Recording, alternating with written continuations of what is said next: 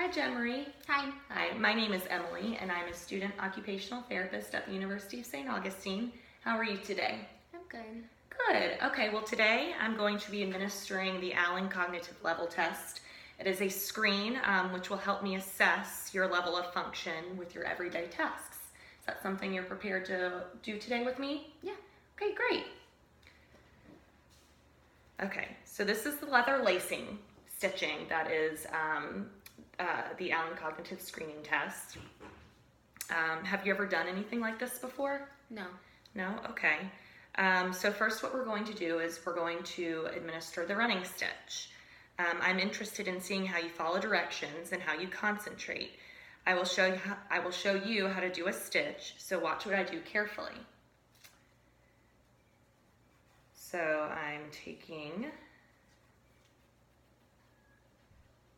the thread and pushing it up through the next hole, once that's complete, taking the end of the thread and pushing it down through the next hole in this pattern.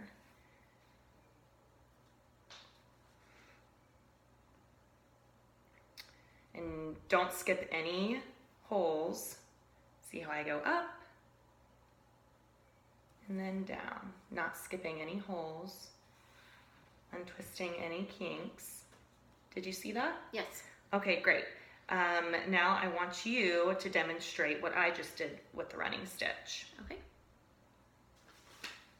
And I want you to make 3 stitches. Okay.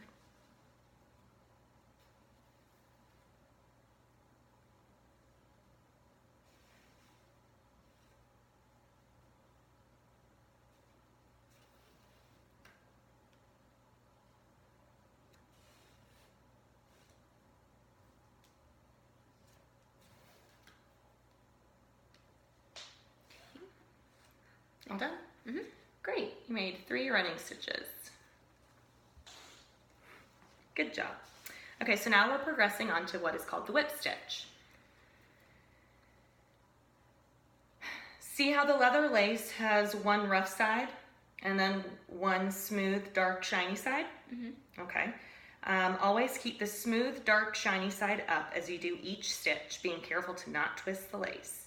Now I will show you another stitch. Watch me carefully, please, and what you're going to do is you're going to take the lace, bring it out, up and down through the next hole and pull. Again, up, around to the front, over the edge of the leather, and push the needle through the hole and tighten it. Make sure the lace isn't twisted and don't skip any holes. Now you do 3 stitches. Okay.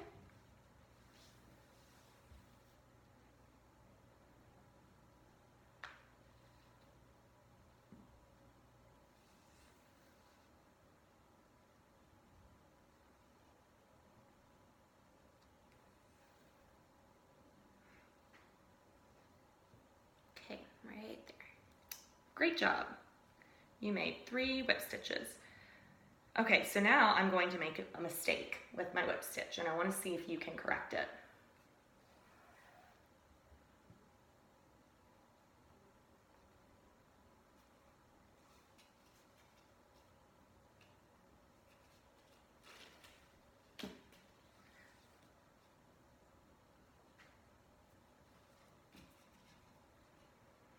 Okay.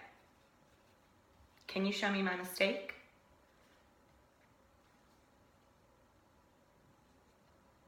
It looks just like the others to me, I think. Okay, so you can't identify a mistake? No, I think you did a pretty good job. Okay. So see, here's the mistake. See how there's a twist and a crossover? Yeah, so now I would stop the cognitive level test and go ahead and assess the patient at a cognitive Allen level of 3.8. So 3.8 is within the level 3 whip stitch.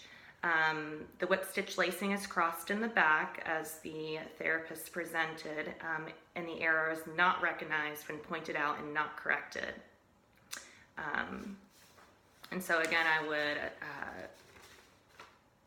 go ahead and stop the test and state that the patient is currently at an Allen cognitive level of 3.8. However, for the purpose of this assignment, we are going to continue and pretend that you did identify the whip stitch mistake and you fixed it. So then moving on, if the patient can point out and correct the crossover error, we're going to demonstrate the twist. So I'm going to show you the mistake.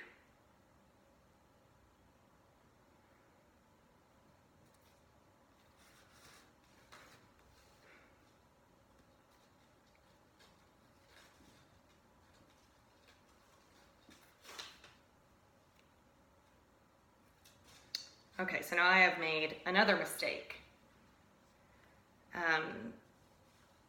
Can you show me my mistake and can you fix it? Okay, so, I see the mistake here, so I'm just gonna go ahead and take it out Very good. and just kind of correct it. Very good. Okay.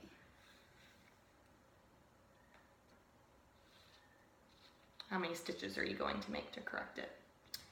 3. 3. Very good. Okay, so once the patient then completes 3 of these whip stitches by identifying the mistake, 2 mistakes, correcting that, identifying them, correcting them, and then showing to me how to correctly make the whip stitch by using 3 stitches, we then can move on to the single cordovan stitch.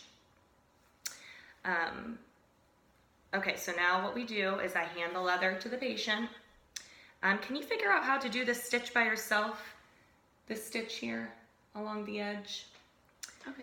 Please tell me what you were thinking as you were trying to solve this problem. Okay, so I'm just gonna do the same concept as before and put it through the bottom of the other and just put it through the hole. Good job. So my responses would be non-directive. If the patient asks if she is doing it right, I could respond with, well, what do you think? You decide, keep trying. If the patient says that's not right, I can ask you then, well, how would you fix it? And can you show me what is wrong? I can also offer help by stating, would you like some help? If so, I could give a verbal cue with one piece of information, such as you have that first part right. However, the second part needs to be fixed. Okay, how's that look? Great job. Now, are you just doing, did you make is this a mistake, or are you starting from here and doing your 3 stitches? Did you just start from here? Very good. So the patient successfully made 1, 2, 3, 4, 5 cordovan stitches. The lace is symmetrical and it's very tight, organized.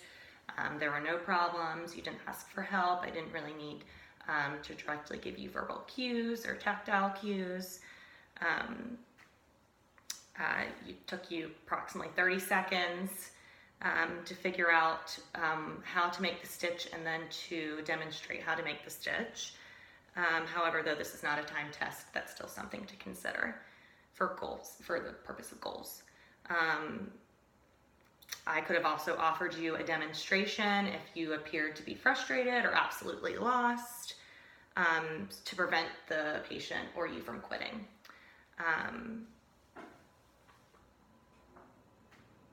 I would also encourage the patient to persevere until all twists are removed and tension is correct if there were issues.